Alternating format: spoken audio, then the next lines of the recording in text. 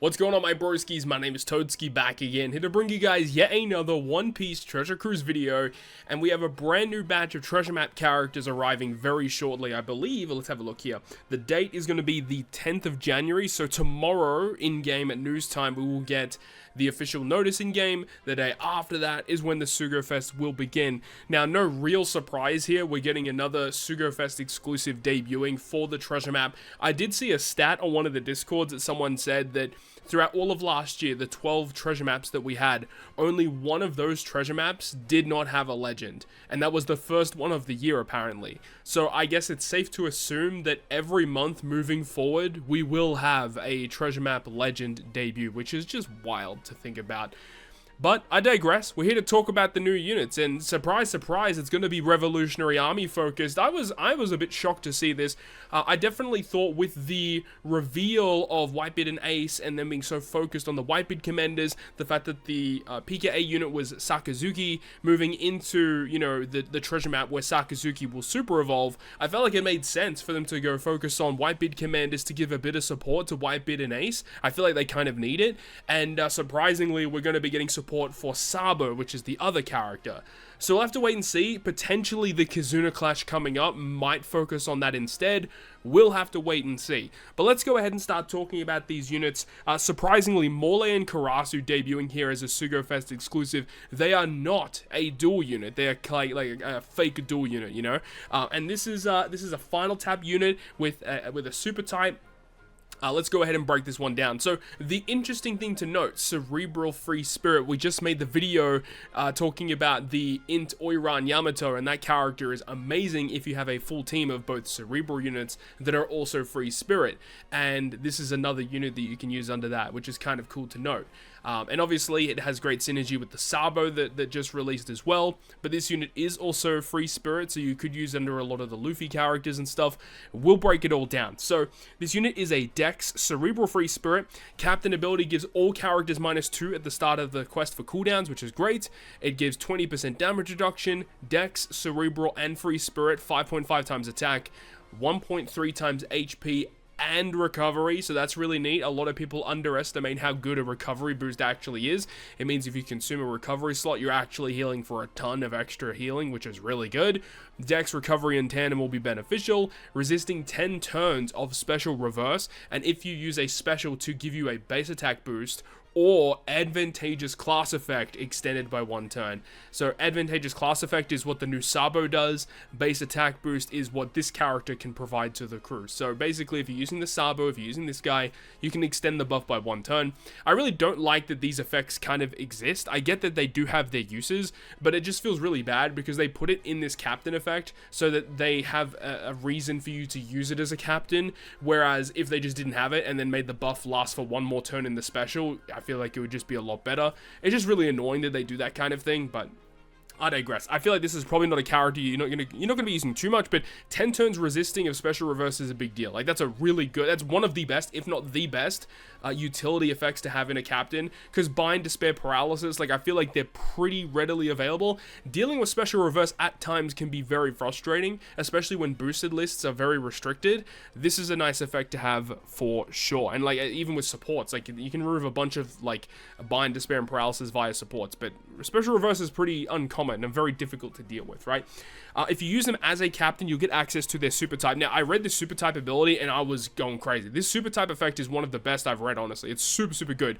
Problem is, the activation requirement can be a little harsh. So you need 2 of the listed characters, being Sabo, Robin, Ivankov, Betty, Lindbergh, Koala, Hack, Inazuma, or Kuma. Or if you have advantageous class effect. So if you're using the Sabo with this, you use the Sabo special, you can activate the super type immediately, which I think is not terrible because this effect that it gives you is something you would probably want to use on the final stage anyway, but it is just annoying if you want to activate it. If you don't want to use the Sabo, it's very difficult to use. But the super type effect, have a look at this, man.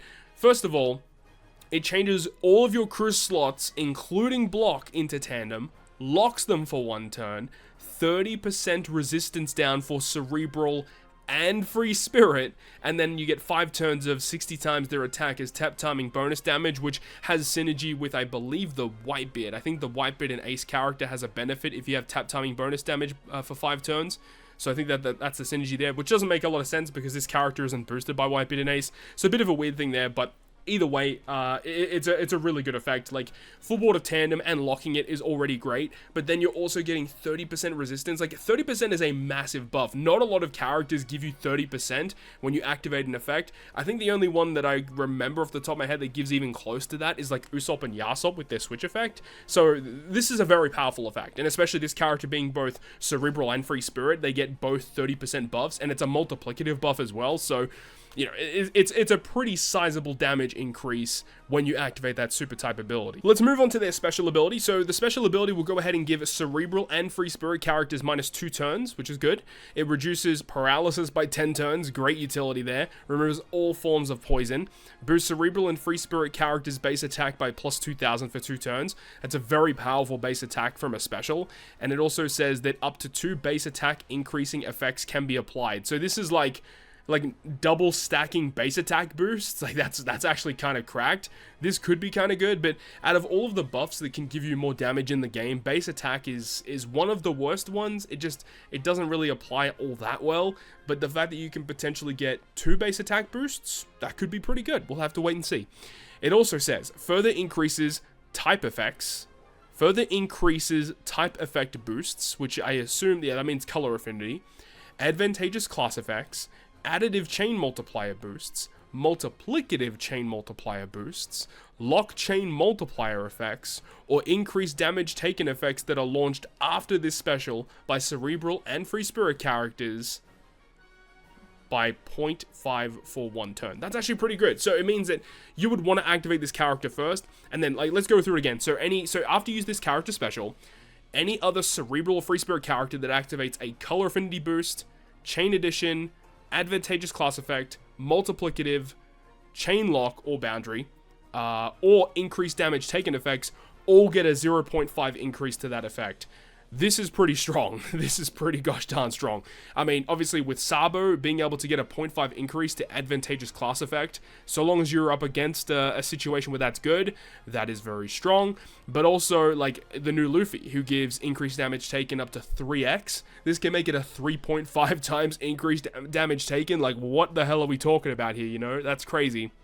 Another thing that just came to my mind, I can't remember correctly, I believe the Sabo is cerebral, he gives us cerebral territory. I hope that's true, I'm pretty sure it is. He doesn't give a fighter territory, I'm pretty sure.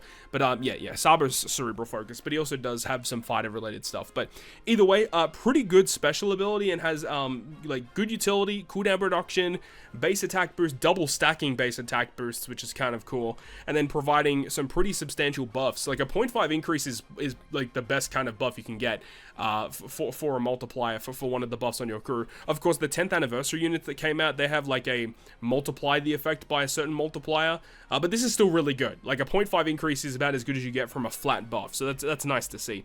In terms of crewmate abilities, resisting special bind and special reverse by 10 turns on themselves is actually a really solid increase to their crewmate ability. And their other one says if you have a cerebral or free spirit territory, they give base stats by 200. Otherwise, it's a 200 HP boost. So if you have the territory, you get 200 additional recovery and attack. So it's pretty strong.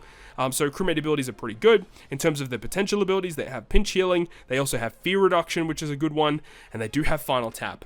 Now, unfortunately, we have to report that their final tap is kind of dog shit. So it only triggers on the final battle, and when you perform the final tap, it sets their defense to 0. You get 1000 base attack boost for 1 turn, and you get a 2.25 times defense down conditional boost. Now, why is this a bad final tap? Because typically, you would want to have a conditional boost already activated before you reach this point. Another thing is that if you do have a conditional boost activated, when you get to this final tap, this just won't trigger. You just don't get this buff if you have one already activated. You know, there are some use cases for this, like, but honestly, it's not really that good. Like, this is a pretty bad final tap, and plus the base attack boost that it gives you is also kind of low. There's just nothing really, you know, to kind of salvage this final tap. It's just a bad final tap, is what it is. However, they do have a very good support effect. The support effect attaching to all the same characters required for its super type requirement, and it just says at the start of the 3rd battle, basically when you reach stage 3, the character this character supports gets -2 to their cooldown and gives them a tandem slot. Very powerful effect. Of course, like Kizuna clashes, for example, are 3-stage content, so if you get hit with like a special reverse, having this attached to one of those units to give them -2 turns of cooldown is very, very good. So there's lots of use cases for this. However, the characters they attach to, some of them aren't great, but Nico Robin stays winning. Nico Robin has, I think, the best array of supports in the game. I mean, Luffy's got good ones too, but Nico Robin has some absolutely phenomenal abilities under her support list, and this is just another one that you can add to that, which is great. Let's move on to their Rumble stuff before we talk about the rare recruits briefly. So in Rumble, they are classified as debuffer style units, so keep that in mind when we're reading this. So this unit is free spirit focused in PvP. So their ability gives a defense up level 6 and HP level 6 to free spirit, which is already very good. And then if you have 5 or more free spirit characters, you get level 7 miss % up on all enemies. And if you have 8 or more free spirit characters, basically if all characters on your team are free spirit, they themselves receive level 5 special CT increase, which is kind of good considering they have a 28 CT.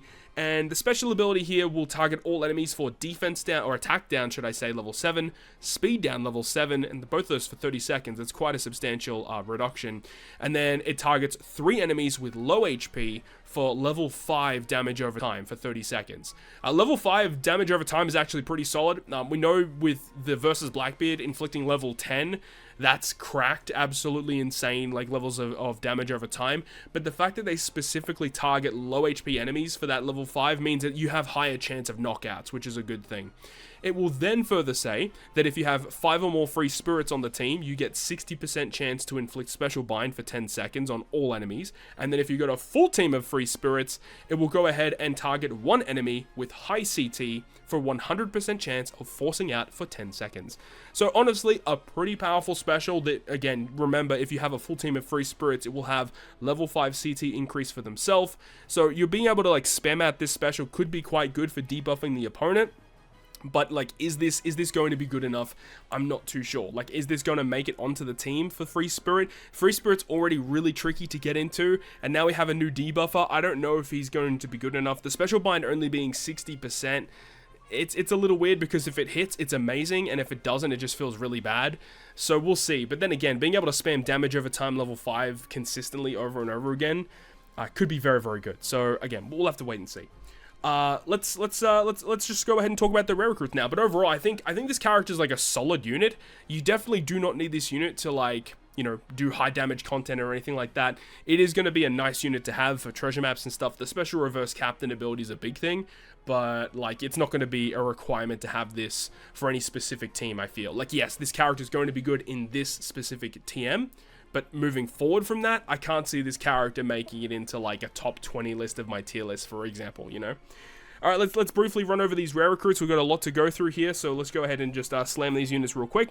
So we have Lindbergh. Lindbergh here is a Cerebral Free Spirit Dex unit as well. Captain ability, nothing really too noteworthy. Having a look at the special though, the special ability removes Threshold by 6, which is good. And then it says if you have an attack buff and an orb, or a chain lock, should I say. If you have attack and a chain lock, when you launch the special, allows your attack boost to be further increased 2 times. So your attack buff can be buffed twice, and then further increases that boost by 0.25. And then after that, Cerebral and Free Spirit characters get a 2.25 orb boost for 1 turn, and a 1.75 times increased damage taken. So you can see how this can kind of synergize already, where you'd want to go ahead and activate your Morley first, and then activate this, which can buff the increased damage taken.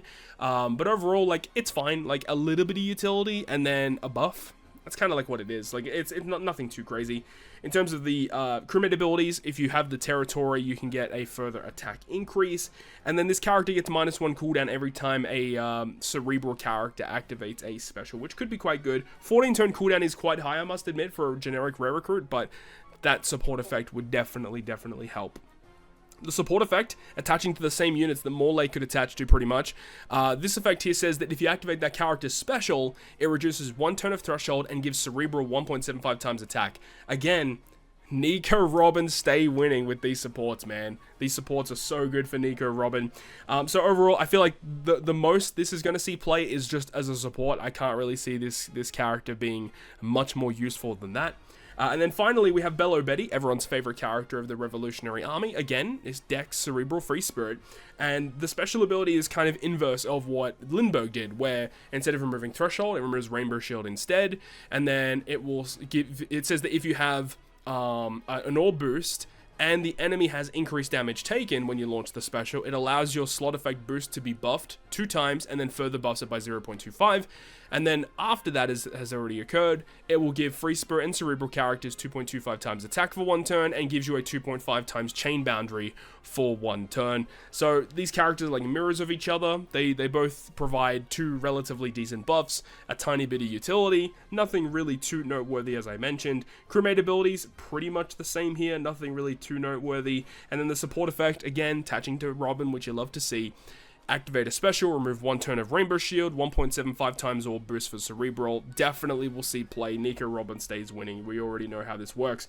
So, yeah, the rare recruits are kind of whatever. Nothing really too crazy. Morley and Karasu seem pretty cool. Definitely good support for Sabo, but, you know, nothing really too crazy, honestly. But, yeah, it's another TM badge. You can go ahead and skip this one. These characters will return eventually. The rare recruits will be basically on every TM moving forward, so you don't have to worry about that.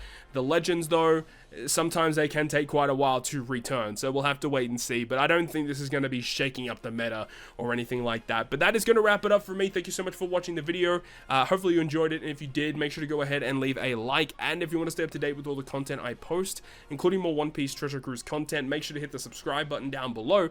And that, guys, I'll see you guys within the next video.